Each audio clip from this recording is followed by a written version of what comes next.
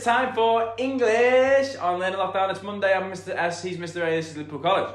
It's time for English! It's me, Mr. S, it's him, Mr. A, it's Learning Lockdown, we're in Liverpool College.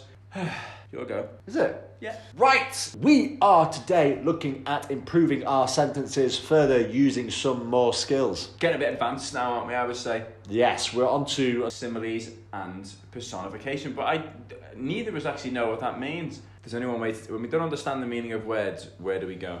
home. No, there's not, there's still a chance we can get this, but who do we need to speak to? If we don't understand the meaning of who's our word expert? That we Clacton can speak Babbage. to? No, he's the world explorer. Professor White and Weather. No, he's the scientist. Coach McCleckett. No, he's sport.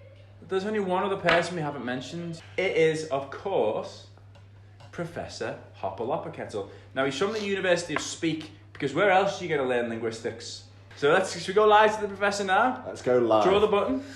Oh. Hang on. That's not the professor. Hello there, boys.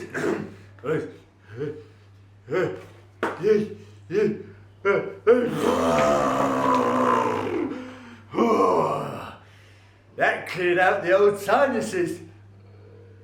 Not who we want. Sorry, wrong No. button. In the middle. There we Oh, go. well done. So, Professor, we have these two words. I'm going to send them to your phone now because I can't even pronounce them properly, okay? So, you ready? I'm going to text you, Professor. Yes, okay. Send away. Okay? Got them, thank you.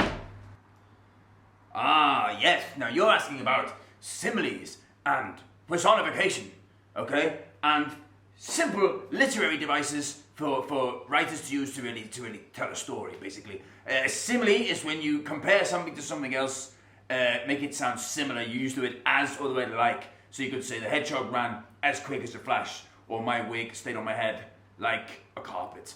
And then personification is where you give something living characteristics. You kind of make it sound like a human or like a person. So, for example, you could say, the begonias here, as you can see, the begonias waved as I walked past. Now, begonias don't have hands, they can't wave, but, it's making it sound like they're very cheerful and they're happy to see me. So that's simile and that's personification.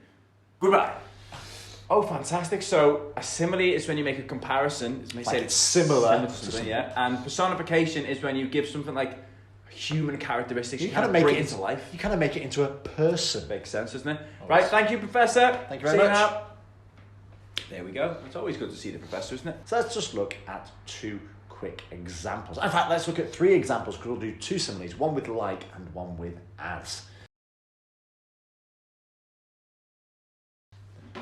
Okay. Woo! That was quick for you, slow for us. Yep. So let's have a look at our three sentences. Now, we've done two similes, but we've used a different word in each one to show that it's a simile. And the final one, we've used a bit of personification. So let's have a look at our first one. The man sprang from his hiding place like a jack-in-a-box. So, are we saying the man is a jack-in-a-box here? No, we're not saying he is a jack-in-a-box, because of course he's just a man. But we're comparing the way he exited his hiding place and we can picture this. It helps us build an image in our mind's eye. Like a jack-in-a-box, one of those things you wind round. That one's broken. But they'd spring out, so we can...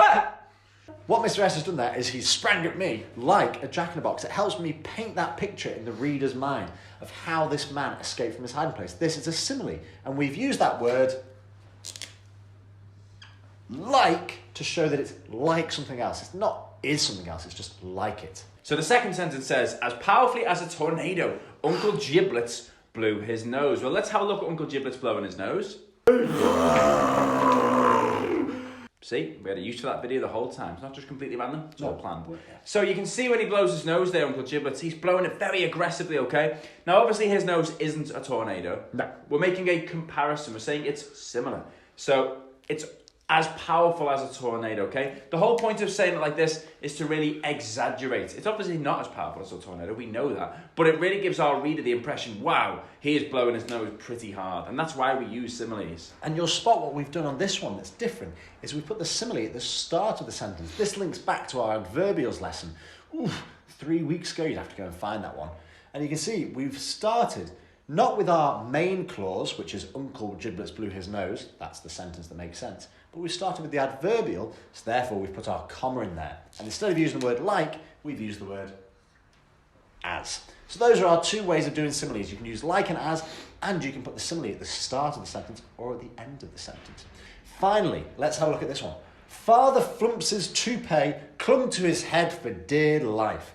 Now, we've used another skill from earlier this week here. We've used an apostrophe S for possession. Now, we could argue you could just have the apostrophe because Mr. Father Flumps's name ends with an S, but we've put apostrophe S. Just to clarify, let's be clear, there's only one Father Flumps and it's his toupee. That's most certainly true. There is only one Father Flumps. You haven't met Father Flumps yet, but I'm sure you will. Yeah. Father Flumps's toupee. It is a type of hair wig thing that, like Donald Trump has a toupee, doesn't he? Father Flumps's toupee clung to his head for dear life. Now, a toupee is a wig. It's not a person, is it?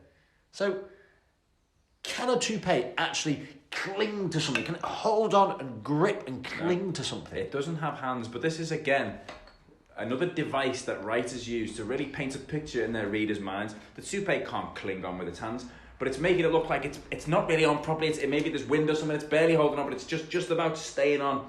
Okay? And that is, again, another device we can use to paint a picture with our words. And that's what this is all about. So that one is personification. We've given that toupee a human attribute, so it's become a bit more of a person that it can now cling, or past tense, clung to his head.